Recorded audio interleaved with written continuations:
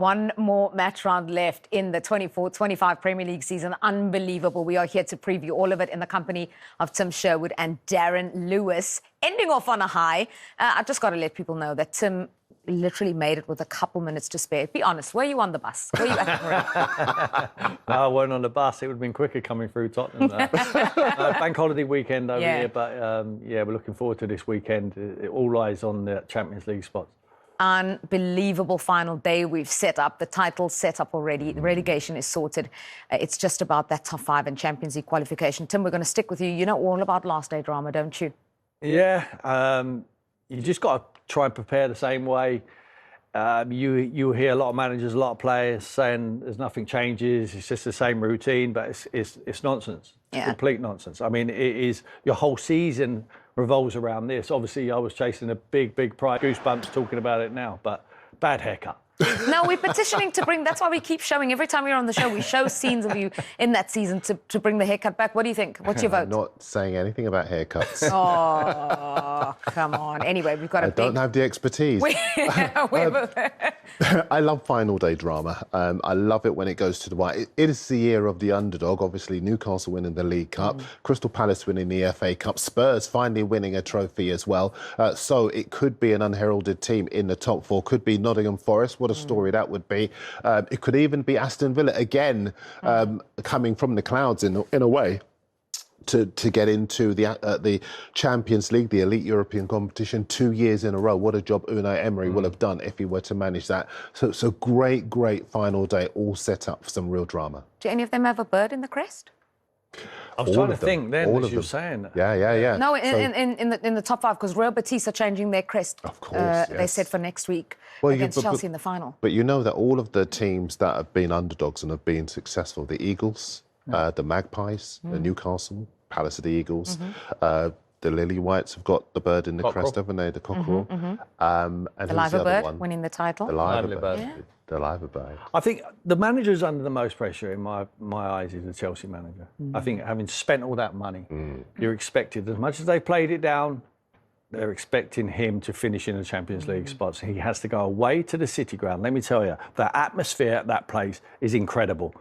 And it will be like a punch in the stomach to them Nottingham Forest fans if they do not qualify for the Champions League. In my opinion, they've done a magnificent job already, but being up there for so long and being able to touch it, they still want it. I'm not sure that there's going to be a winner in that game. I think it might just be a stalemate, which will open the door for the rest of them. Well, since you've led us there now, let's kick off our preview with the incredible race for the Champions League as 5 teams compete for just 3 spots. 3rd place, Manchester City go to Fulham. Aston Villa in 6th go to Manchester United. 4th place, Newcastle face Everton. And 2 of the clubs going for Europe face each other, as you already mentioned. 7th place Nottingham Forest host Chelsea in 5th. We're going to hear from Blues boss Enzo Maresca ahead of that match. But first, here's Forest manager Nuno Espirito Santo. In terms of pressure, there's no big difference from the first game of the season. The pressure doesn't help you. That's why we insist that we have to enjoy what we do. The player must be on the pitch enjoying, not thinking about the pressure, not thinking about the perceptions and the ifs and if this is going to happen. This distracts you. So we take away that part and play the game. Since the beginning of the season is being like that. Probably also show how difficult is, the Premier League. So many teams involved. The one that they have been consistent has been Liverpool, and this is the reason why they won the Premier. I think all the rest we had during the season a little bit up and down moment, and this is the reason why we are there. But we are happy to be there and try to finish in the best way. The advantage that Chelsea have in this game is that they have their fate in their own hands. Yeah, that's the good news. The bad news is that if you look at the season as a whole, they took 18 points from their first 24 away from home. Since then, 6 points from 30. They've been awful away from Stamford Bridge, and they go into a Forest side that have got a win in their last game.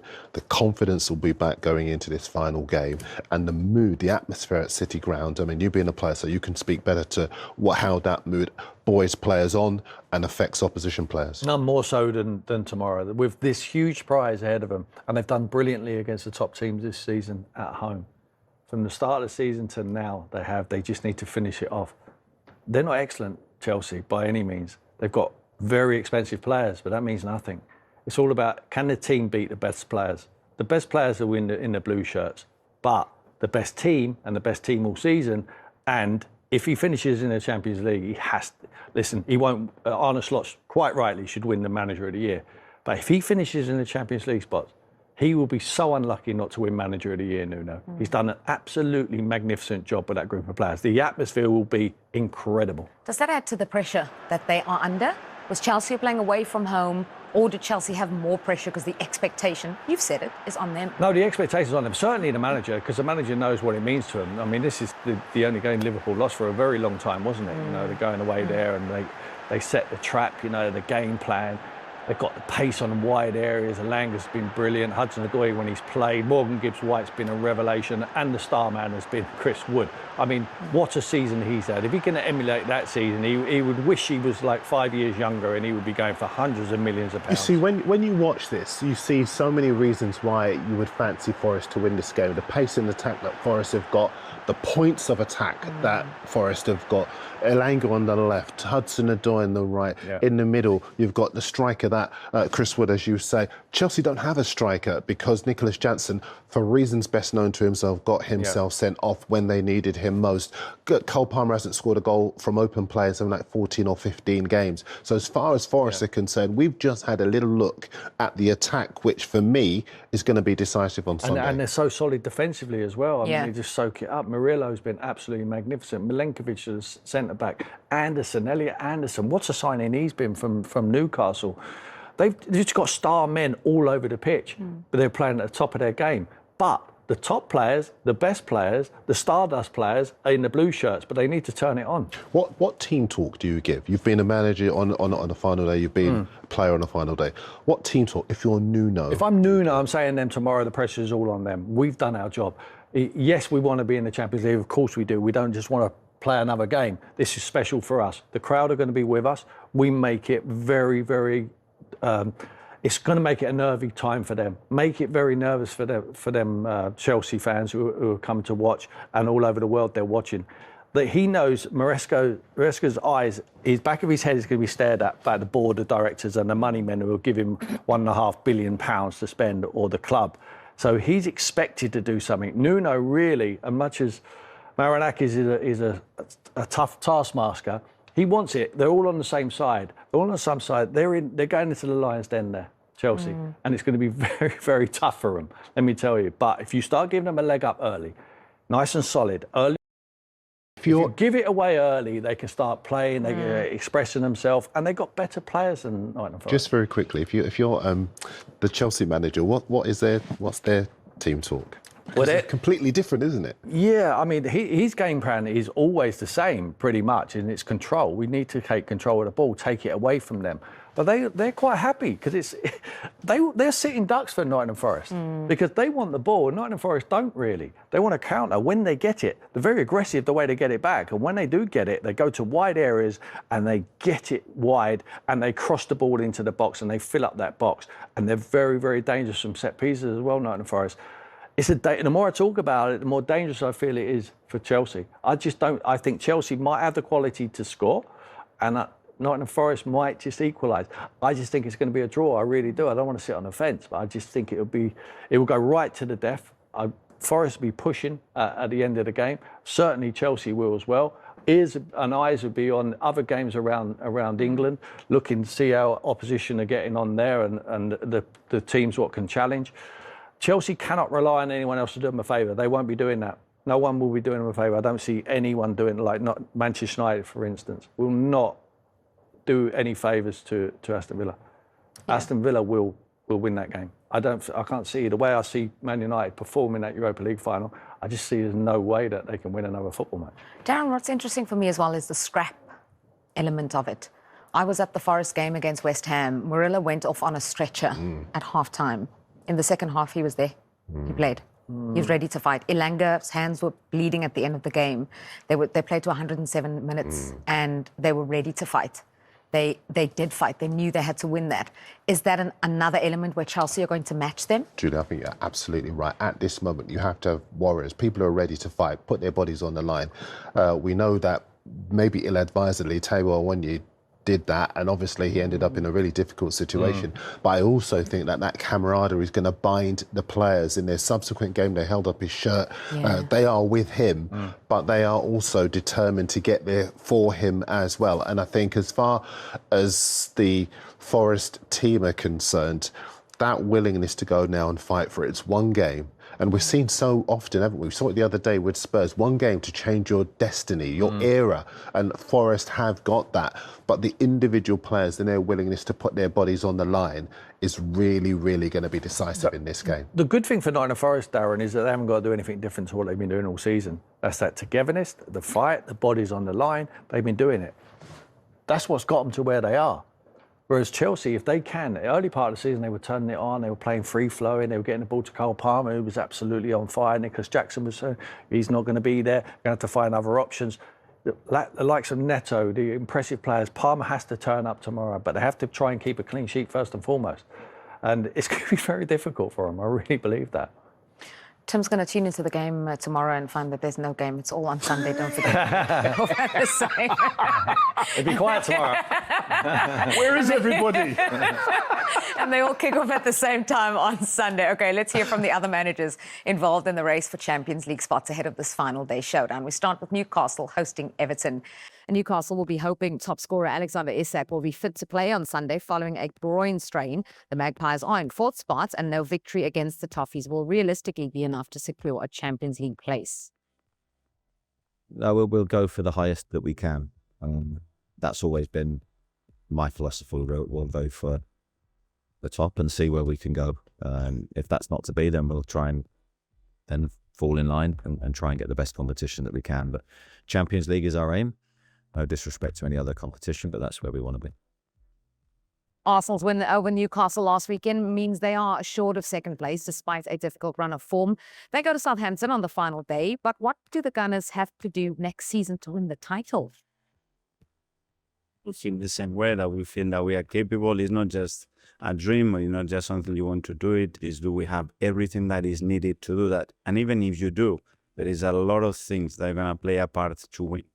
A lot of things. Performance is going to be the squad quality. Availability is going to be referees, the schedule. Who do you play? When? What kind of form they are? How many days do you have to recover? And then the randomness of football. Sixth place, Aston Villa go to Manchester United. They have to win and hope results go their way to finish in the top 5. Despite United's dismal league form, Villa are still wary of their threats. The greatness of Manchester United still being there. The great coach they have still there. He did a fantastic job in Sporting Lisbon. Fantastic. And not 1 year, not 2 years, not 3 years. Consistency.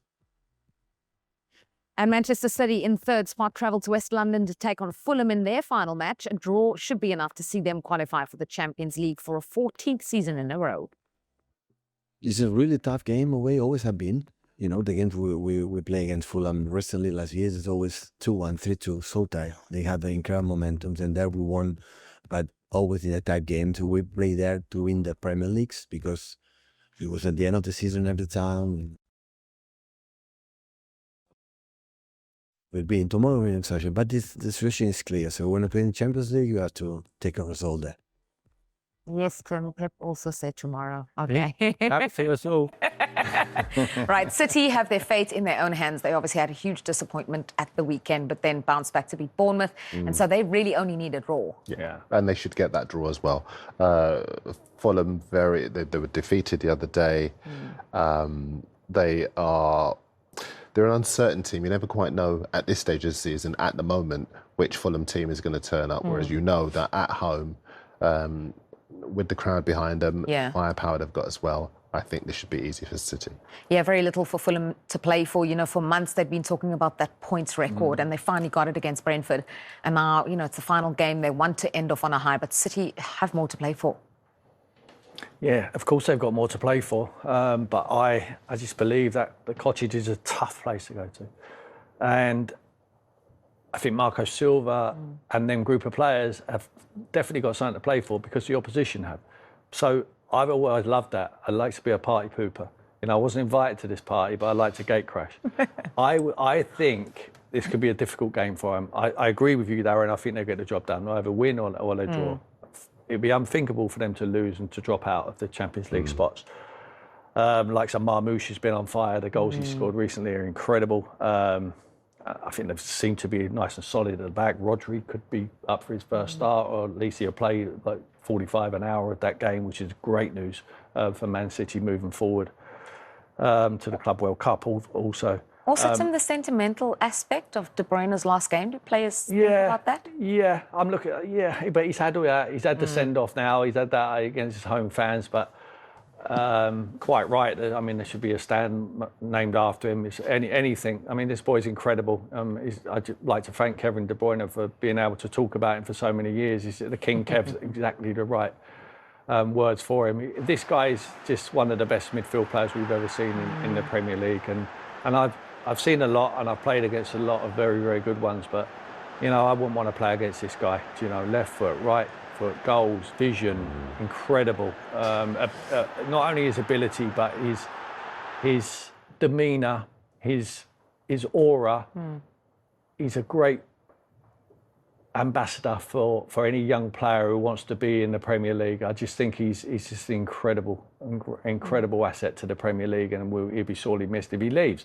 I think every club, apart from the one he's at the moment, would like him. Well, they did give him quite a fitting send-off as well. Did City, De Bruyne. Gave him that big send-off, and the family was all on. Yes, indeed. And it was really befitting of a legend. 72 goals in 284 games, but that doesn't even tell half the story of his impact at Manchester City.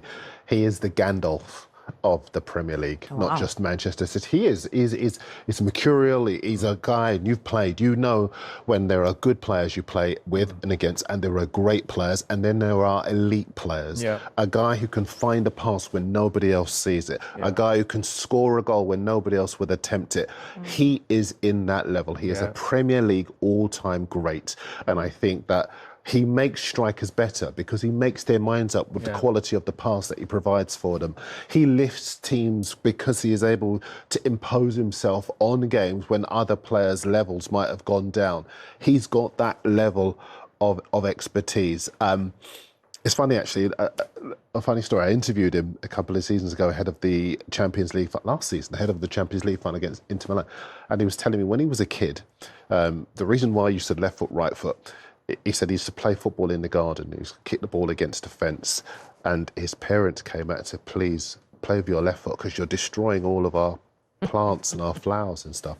And he said, "That's why I'm so good with my left foot, because I just kept using it every day because my mum and dad asked me to do it instead of using my right foot." And it kind of speaks to just how good he is in terms of the repetition, the dedication to his craft, and the hard work that he's put in that has placed him.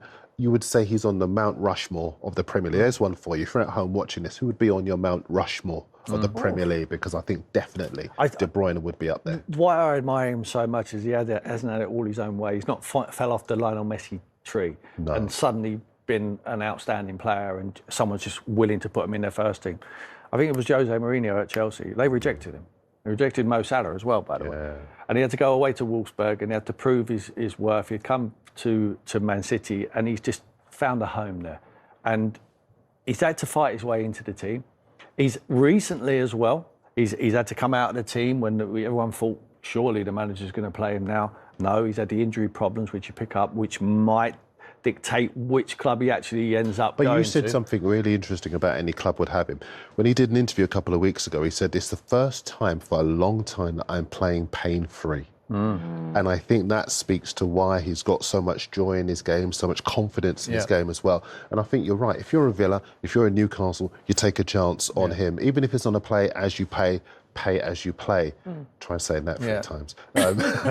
Because I think if you do get him, even if he can play half the games, he makes your striker better. He decides tight games that could be the difference between you being in the Europa League and the Champions League. I can see him at Bayern Munich. That's where I see him. I think they're crying out. I was there a couple of weeks ago. They're crying out for a midfield player who can see a pass. They really, really are. Vincent Kompany, obviously, there knows everything about him. Just very quickly, if you are Bayern Munich, do you take Eze, young, firing, or De Bruyne, older, but obviously, well, decisive in a different way? It's Bayern Munich, I'll take them both. I mean, they can afford to. He's Kevin De Bruyne. He's going to be, as much as he's not going to be on a cup of tea a week, you know, he's going to be on a few quid. It's Kevin De Bruyne who's on a free transfer. Wow. Just take them both. Shall we rein it back into the race for top 5 in the Champions League? Is that okay? Yeah. Let's look at the state of play. Every week... He warrants it. It's Kevin De Bruyne. Absolutely. Every week, minds have changed, opinions have changed, verdicts have changed. This is it going into match day 38. And Man City, Newcastle, Chelsea, Aston Villa and Nottingham Forest, those are the teams that are still vying for those 3 places that are left. And, you know, City obviously favourites, Newcastle as well. But they have their fate in their own hands, I suppose that's why. Yeah, I've always been of the opinion, for my money, that Villa would be in the top 4 because they can score goals. Unai Emery is just a magician. I mean, he's not quite Gandalf, but he's good. He's more Penn and Teller, but I think he's really, really good in terms of being able to inspire teams. 8 wins from their last 9 since the end of March for Aston Villa. Yeah. That's the best record of any team in that period in the Premier League, and that's the big reason why I think they will finish in the top 4. Plus, you're up against a Man United side in pieces. Tim, 3rd, 4th and 5th, who do you think drops points? Because for Villa to make it, for Forest to make it, they have to win, but somebody has to drop Chelsea points. and Forest. Okay. I think Chelsea and Forest draw. Okay. Yeah, and listen, incidentally, there's no birds in any of them crests. Oh, he's already made his predictions. He said a draw. He said City are going to win. He's way ahead of time here. Anyway.